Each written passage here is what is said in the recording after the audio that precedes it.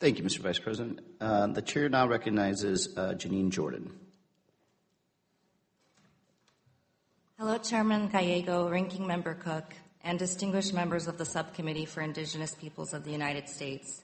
My name is Jennine Jordan. I currently serve as the Government Relations Liaison for Calista Corporation, a regional Alaska Native corporation.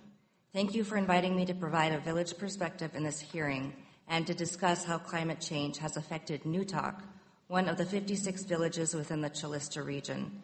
In addition to giving my statement today, I will be submitting additional written testimony for the record. I am Inupiaq, and my family is from the native village of Unalakleet, a remote community of about 700 people in the Bering Straits region.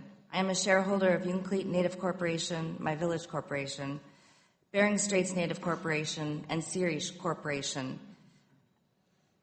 My regional corporations, each of which were created and mandated by Congress through passage of the Alaska Native Claims Settlement Act of 1971, which settled our Alaska Native land claims. I am also tribally enrolled with the native village of Unalakleet.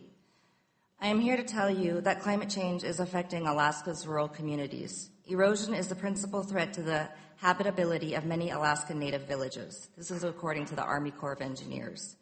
The Arctic sea ice extent that protects coastal communities is melting, and as a result, waves and storm surges are accelerating erosion. This is a report found by the Government Accountability Office. As a result of coastal erosion, my family's village, Unalakleet, is considered one of the vulnerable communities of Alaska.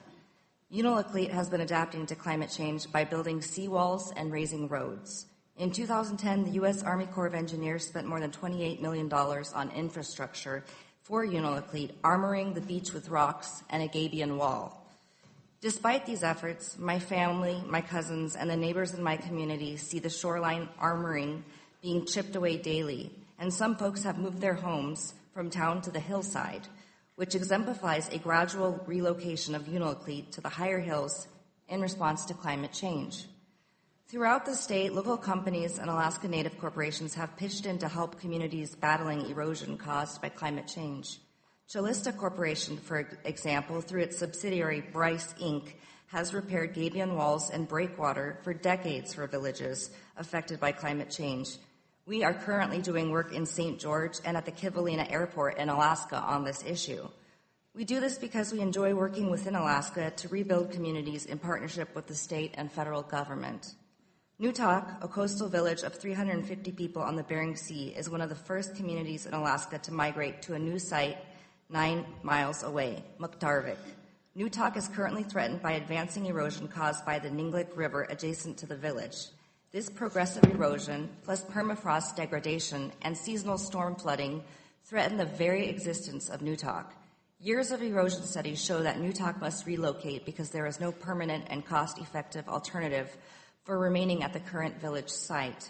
According to the Army Corps of Engineers estimates, it could cost up to $130 million to move the whole village. Even though Muktarvik and Newtok are only 9 miles apart, relocation costs are high due to the fact that there are no roads connecting the two rural Alaskan communities together. In 2007, the state of Alaska created the Subcabinet on Climate Change, identifying communities in the most critical need of support. The Subcabinet's immediate action work group identified Kivalina, Kayakuk, Newtok, Shaktoolik, Shishmaref, and Unalakleet as 6 communities in peril. In addition, the U.S. Government Accountability Office identified 31 Alaskan communities that are threatened by climate change. Of those 4 were considered to be dire: Newtok, Kivalina, Shishmaref, and Shaktoolik. In 2008, I conducted a housing analysis for Newtok while as an intern at the Denali Commission. The housing analysis was a product of the Newtok Planning Group, which was formed with state and federal agencies and NGOs to coordinate relocation for Newtok. These are all generally outlined in the Strategic Management Plan, which is listed on the Alaska Department of Commerce, Community, and Economic Development's website. Many more specific plans are located there with information. Numerous federal and state hearings and reports have also been conducted on the relocation of Newtok. Stanley Tom, the former tribal administrator of the Newtok Traditional Council, testified on October 11, 2007 at the Subcommittee on Disaster Recovery, outlining the steps Newtok has taken to move.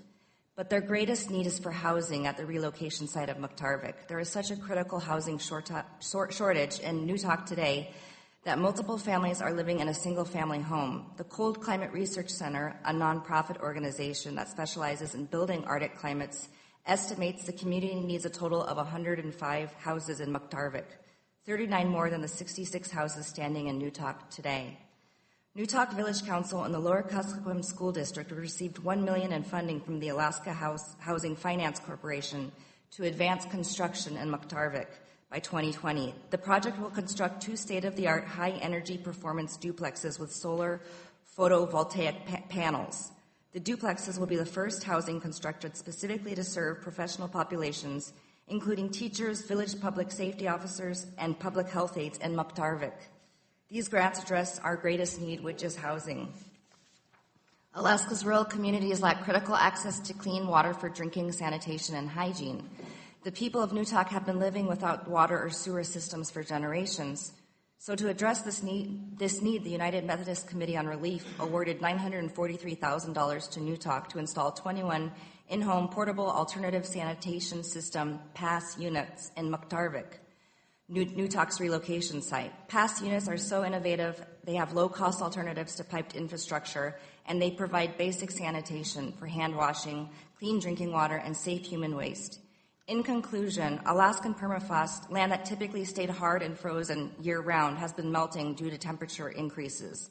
Larger sea storms sweep the elevated ocean levels over the land and cause erosion. This leaves residents vulnerable to the sea. Infrastructure threats will pose an ongoing concern for rural coastal communities, particularly given the high cost of construction in rural Alaska.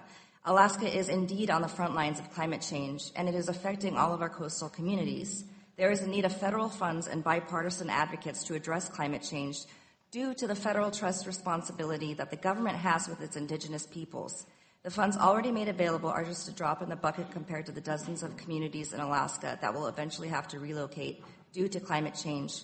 Thank you very much for providing me this opportunity to testify on the impacts of climate change. Quinault.